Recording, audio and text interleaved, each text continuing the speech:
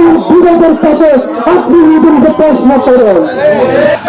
Lister Lister Lister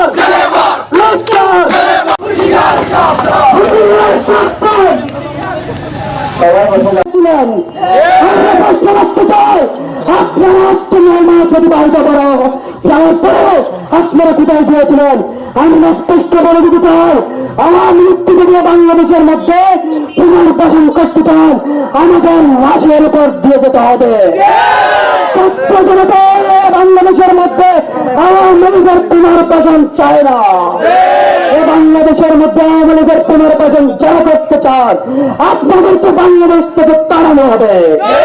Bangladesh শহর আমিবাসীকে জানিয়ে দিতে চাই, এই রানীবাসীর মধ্যে গ্রামবাসে কোন ধরনের চাঁদাবাজির টান্নাবাজির আমাদের চলবে না।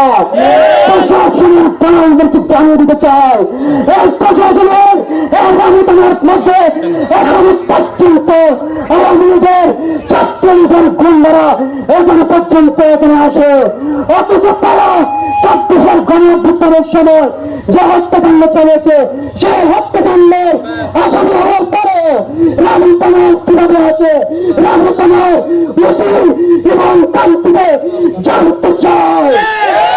আজকে আমরা স্পষ্ট করে বলে দিতে চাই, রানী উপজেলা প্রশাসনের নির্বাহী কর্মকর্তা রাশেদুল ইসলাম, আপনি যদি আওয়ামী লীগের যারা জমি বন্ধ না করেন, আপনাকে একজন সরকারের দুজন হিসেবে আমরা চিহ্নিত করবো।